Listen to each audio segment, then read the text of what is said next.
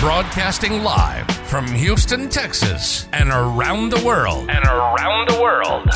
TV host, best-selling author, and radio personality Brad Gilmore brings you a collection of conversations with stars from movies. Mark Wahlberg. Hey, how are you? The legendary Mr. Christopher Lloyd. Christopher, how we doing? I'm doing good. Great introduction. Television. Jimmy Fallon joins us this morning. Jimmy, how you doing, my friend? Good morning. Thank you so much, Brad, for having me. I appreciate this, bud. Kelly Ripa. Brad, thank you for having me. Comedy. Jay Leno joins us. Jay, how you doing? Hey, Brad, what's going on? Gabriel Fluffy Iglesias. Good morning. Music. Lola Monroe. Thank you. Thank you for having me. Grammy Award winner Maya joins us. How are you? And more. This is The Collection. Now your host, The Boat, Brad Gilmore. Thank you, Keith, and welcome to The Collection. My name is Brad Gilmore. If this is your first time tuning in, welcome to the show.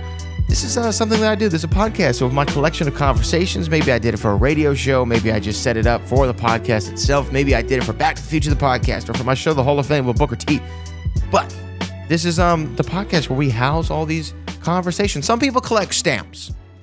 I collect conversations. We talk to stars from music, movie, television, comedy, wrestling, sports, and entertainment. And today, speaking of wrestling, we have a former pro wrestler and also an actress, CJ Perry, that you might know as Lana if you were a WWE fan. She's, of course, married to the Bulgarian brute, Miro, who wrestles for All Elite Wrestling. We're here today talking about her appearance in the new season of The Surreal Life on VH1. Yes, I just said that. It's happening. It's back. The Surreal Life is back, and we talked to Lana. She joined stars like Dennis Rodman and Frankie Muniz and Stormy Daniels and a lot of people going on. August Alsina, entanglements. Do any entanglements happen this time on The Surreal Life?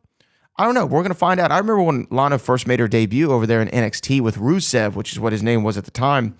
And they were a great package. Great package, man. And they came over to the main roster. They had that big WrestleMania moment with John Cena. And Lana was kind of just the valet. And then she's transformed to being more in the ring. And I actually thought Lana had a lot of promise in the ring. And I hope to see her back in the wrestling sphere one day. But we talk about, obviously, her time in WWE. We talk about The Surreal Life. We talk about her and her buddy Jen Sturger, who's a friend of mine as well. And then, of course, we talk about the time that she actually shot a movie with Bruce Willis, which is awesome. Now, Bruce Willis is retired, unfortunately, but she got to share the screen with Mr. Bruce Willis, Die Hard himself. So we talk about all that this time on The Collection. So enjoy CJ Perry. And she joins me right now to talk about the brand new season of The Surreal Life. Yes, it's back on VH1. You can check it out Mondays at 9 p.m., 8 p.m. Central Time. One of the stars, the star of the show, CJ Perry, joins me right now. CJ, how are we doing?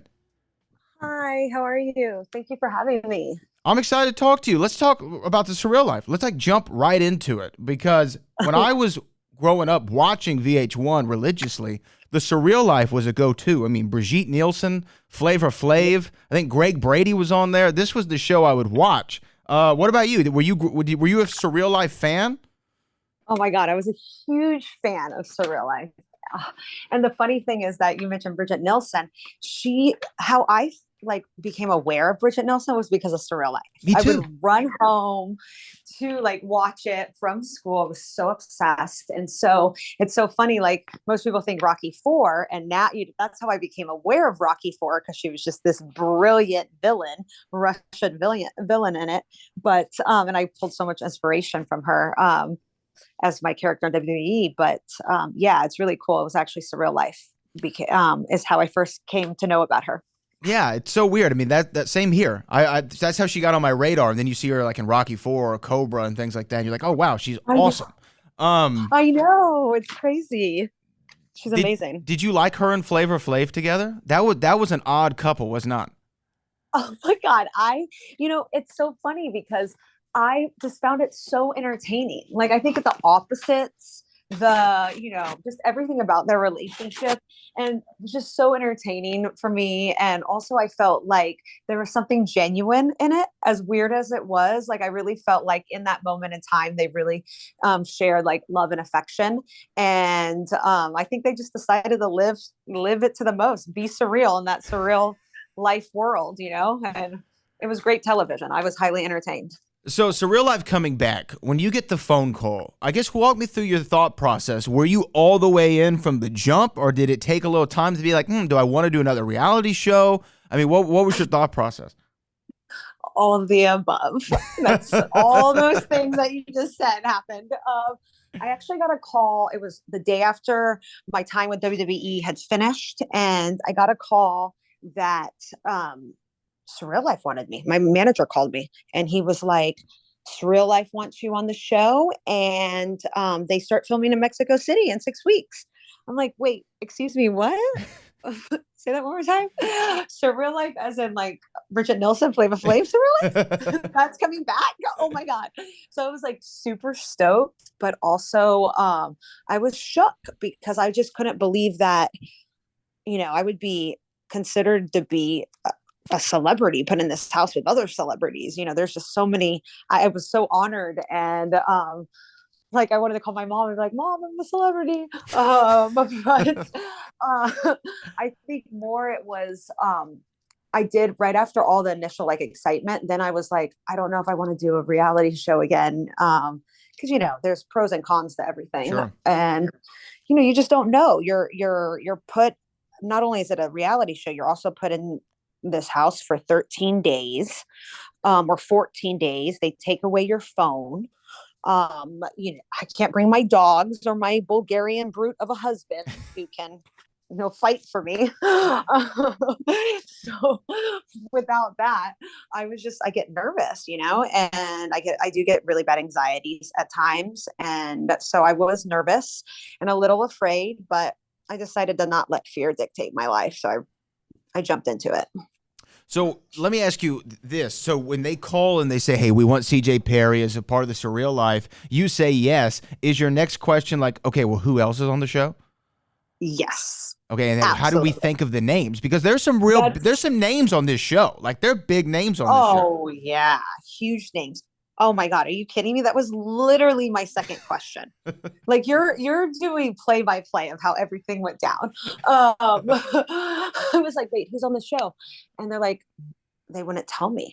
They wouldn't know. My manager didn't know. And then I was trying to be like a CIA agent or a KGB spy, and I was kept on every of the showrunner or the execs. I was trying to ask like these, questions to try to put the puzzle together. Nope. They were like, we see what you're doing. I'm like, haha. So I found out when I walked into the house. Oh my God. I saw Dennis Rodman was there. I'm like, holy moly. Dennis Rodman? I couldn't believe it. I was such a fan of him in Chicago Bulls as a kid. And also his time with Hulk Hogan when he was tagging with him in WCW. So I was really excited. I was like, he's kind of like a wrestler too. So right. You automatically look for the wrestling people, right? Being from that world. Like I started my radio show with Booker T, WWE Hall of Famer Booker T. And, whenever Book's the best. He's a legend. He's the best. Oh my God. I love him. I do a spinner Rooney when I wrestle because of him. Right. I remember the Lana Rooney. He loved it. He loved it. Oh my God, he's amazing. Yeah, but so you always try to find the wrestling person, right? You're like, oh, okay, he's the wrestling guy. I can talk to him. Okay, so we like Dennis Rodman. Yes. And I think also like just athletes, and it doesn't matter if it's any form of like, it could be basketball or ballet or wrestling. There's this thing about being super disciplined with your body and mind that we connect with. So that was like a connection, but also, it's Dennis Rodman. So it's like, oh my God, what could happen? And then Tamar Braxton was already there, and she's just so funny and such a sweetheart. She's Tony Braxton's sister and 10 seasons of reality, hit shows, singer. She won Celebrity Big Brother. So, she knows reality TV. She's an OG in that space. And then Manny MUA was there, and I'm a big fan of him because I watch his YouTube channel. So I was so excited. I was like, yay, Manny. And then we just were there as other people keep on coming in every couple hours. Frankie Muniz was next. Then Kim Coles from Living Single. Frankie Muniz is Malcolm in the Middle, just FYI. Absolutely. And Agent Cody Banks. How could we forget? Exactly. And then then Stormy Daniels comes in. Stormy was great. She's highly entertaining. She came in with Susan, who some people claim is a Chucky doll, but really it's, Susan is, I don't know how to explain Susan. She's a doll that sees things. So there's that. Yep. She helps us all get rid of the bad spirits in the room. So that's good. Yeah, you can definitely use it. I mean, it was such a cast of characters. I mean, of course, you said you bonded, I think, with Dennis Rodman. But like, who August. August was there too. August Alsina. Yes, of course. Alsina. I don't say his last name right. That's awful. But August is great. I got along with August and with everyone. Yeah. But I definitely had a connection. I guess we should have named our car something, but Tamar was my roommate. So I definitely really connected to her, and she's just so inspiring and very, she talked a lot about mental health, just bringing awareness about it. I know I think we get scared about talking about it or don't want to admit that if we struggle with certain things, and it's okay to normalize it. It's okay to have discussions about it. And she was so inspiring in that way, and really inspired and encouraged me to go on, how can I be as healthy as possible? And that includes concentrating and bringing attention and awareness to my mind and my mental health as well. All of us. We shouldn't be scared of that word. So she was great. And then August and Dennis, we all four of us with Tamar would ride in the car every single day for hours to go to our activation. So we bonded too. Let me ask, for better, for worse. Let me ask though, shooting the show, when cameras are on, coming from your acting background, being a WWE, obviously how to turn the character on, work, right? And work the audience, work the camera, whatever. How much of that is in the Surreal Life? Are we seeing the volume turned up to 11 on everybody, or are these very intimate moments? Oh, it's so interesting watching it back because, the cameras were on 24/7. So you're there for 14 days, and in every room there's cameras, there's sound, and bathroom there's cameras and sound everywhere. And on top of it, so that's just in general. So they're always going to catch it. On top of it, you have cameramen, a couple of them, and the mics and the booms running around. Anytime you have a conversation, they're in your face filming. And you're like, oh God. Can I just tell a secret for 5 seconds? No secrets. It could make national television, global television. So, that part's, you know what you're signing up for, but it's oh my God, I can't even pee in silence without the mics here. I know, that's kind of next level right there. That's maybe a step too far. Yeah, it was a lot, but it's got, now I think about it and I just literally crack up. But there was it's interesting watching it back because there's, I believe, 6 episodes, and to me I feel like I'm watching a highlight reel. I feel like I'm watching an Instagram reel. I feel like it's when I go on a trip and I take all these pictures and take all the video, and then I edit it down to 7 seconds and post it on Instagram Reels. It's just the quick little highlights. And that's how watching it back, I'm oh my God, there was so much more we filmed. And it's just, the network has chosen to go with making it faster paced, comedy, lighthearted. There was definitely a lot more drama than what it shows, but it's hopefully everyone's entertained by it, and it's good television, and it's, makes people laugh, because was all of our goal. Let me ask you this. People obviously know CJ Perry. CJPerry.com is where you can join her brand army. When we talk about WWE for just a second, what you came in as an actor and a dancer, if memory serves me correct. That was your background going into WWE. It's a one take kind of atmosphere, right? There's no business like professional wrestling. I think it's the ultimate show business boot camp because you have to remember lines, you have to hit your cues, and you have one take to do it for a television audience and a live audience. What did you learn from WWE that you still bring to all the other projects you're involved with today? Oh gosh, that's such a great question, and you know everything about it. I love that. I love the description you gave. I think, gosh, I miss WWE so much because of how you just described it.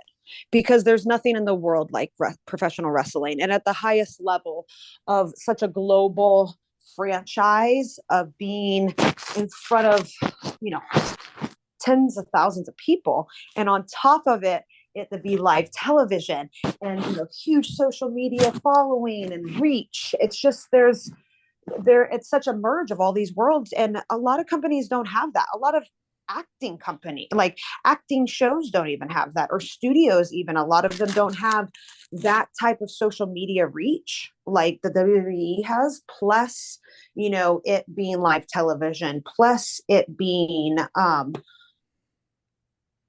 live television, plus it being like live people there, performance. Like there's just nothing in it that way. You a lot of times have either social media people who are very heavily on the social media side and they're not in the traditional space, or you have people in the traditional space that are not as on the social media side. So that's where I really enjoyed that. It was television in the traditional space. It was in front of a live audience, a live crowd when it comes to being a dancer and performing live. Of course, I love that. As an actor, I love the scripted part and the television part. And then as a creator, I love the social media part, because we were able to, on our own social accounts, kind of blur the line.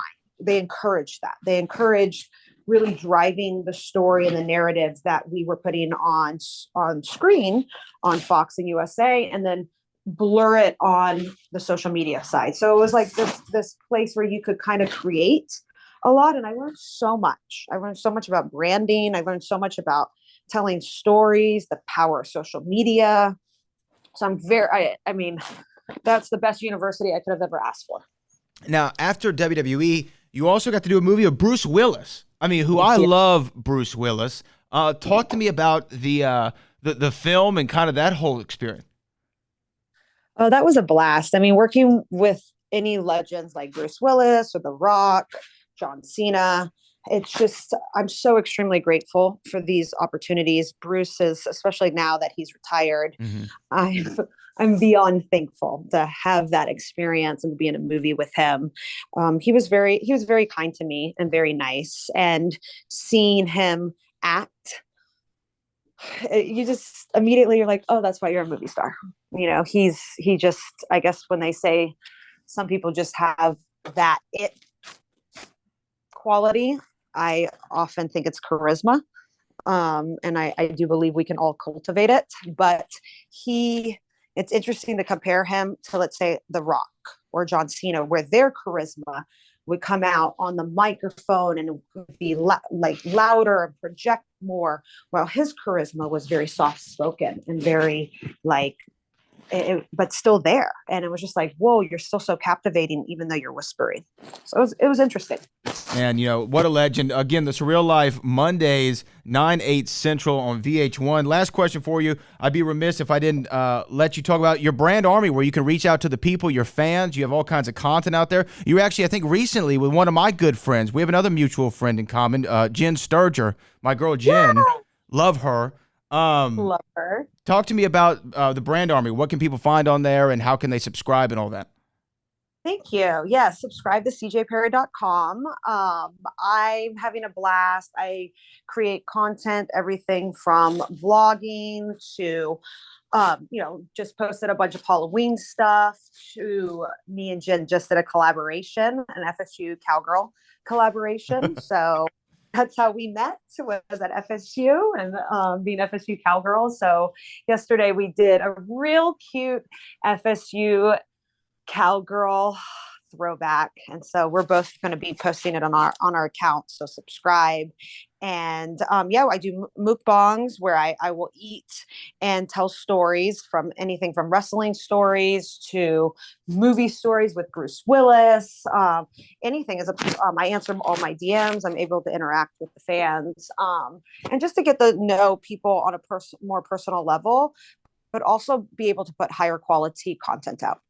Man, it's so awesome. You know what, CJ? I wish you nothing but the most success in the world. Again, the Surreal Life goes down Mondays on VH1, 9/8 Central. CJBerry.com is where you can find out more about her. CJ, thanks for joining us.